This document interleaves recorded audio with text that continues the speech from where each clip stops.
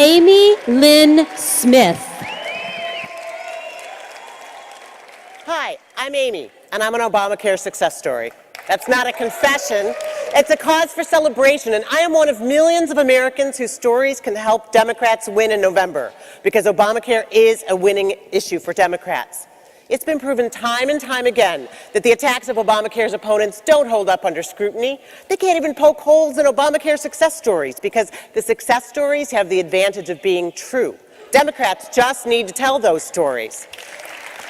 But a lot of Democrats aren't using Obamacare success stories to their full advantage. The fact that more than 20 million Americans and counting are benefiting from Obamacare is awesome. It's what we have been fighting for.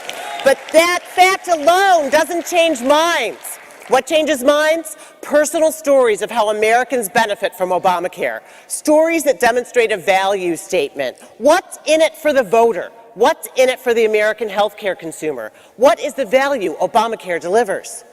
When a cancer patient says, if it wasn't for Obamacare, I'd be dead in 12 months, the value is obvious. Obamacare is saving her life. Use stories to show what people get when they get covered. Getting insured despite a pre-existing condition. Getting routine screenings free. Getting coverage that costs less. Getting to keep your doctors. Getting the peace of mind that even if you are diagnosed with the most aggressive cancer imaginable, the coverage you pay for every month can never be taken away and will never hit a lifetime limit. Let me demonstrate with my own story.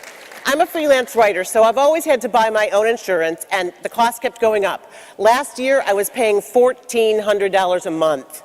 Why didn't I shop around? Because I couldn't. I have diabetes, so only one insurance company would cover me. I'm also a woman, so I could be charged more just because of that.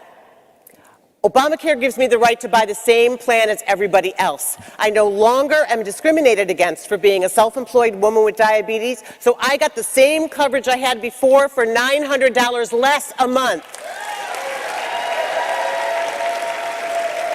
I did not get a tax subsidy, so my $530 monthly premium might sound expensive, but I would pay more than that just for the insulin I need to stay alive if I had to buy that without insurance. I kept all my doctors, and I will never pay more than $5,000 a year in out-of-pocket costs, something my previous plan did not guarantee. I told my story at a Collectablog, and then I started helping other people tell theirs, like Leonard and Dawn. He lost his job, and she has a part-time job, so they couldn't afford $1,300 a month for coverage, but they couldn't afford to do without. Between them, they take 19 medications for 14 different pre-existing conditions, including heart disease. They qualified for tax credits, so they got covered for $227 a month. Dawn told me in tears that without insurance to pay for their medication, she wasn't sure how long they'd last. She wasn't sure they'd make it to her daughter's wedding this summer, but they did. Then there's Linda, whose husband Charles's cancer treatment will be covered thanks to Obamacare. Cancer treatment that was never interrupted when they changed to a plan that saves them $300 a month. Coverage that let Charles keep all his doctors. This is what Linda told me, quote, I see these ads with people saying they can't keep their doctors, and I know that's bullcrap.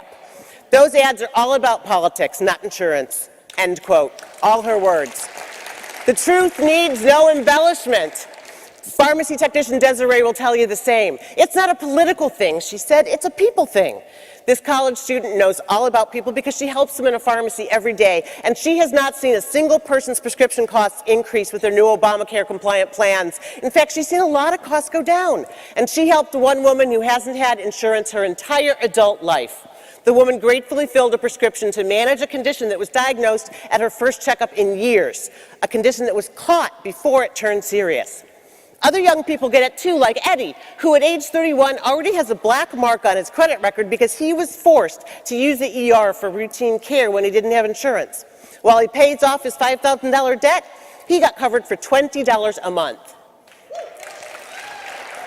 Karen knows the high cost of getting injured. She avoided going bankrupt over a broken wrist because she has insurance she could only afford because of Obamacare. And let's not forget Marion, the cancer patient who would have been dead in 12 months if it wasn't for Obamacare. Her doctors gave her 1 year to live if she didn't get treatment. But even with a part-time job, she couldn't afford insurance until Obamacare.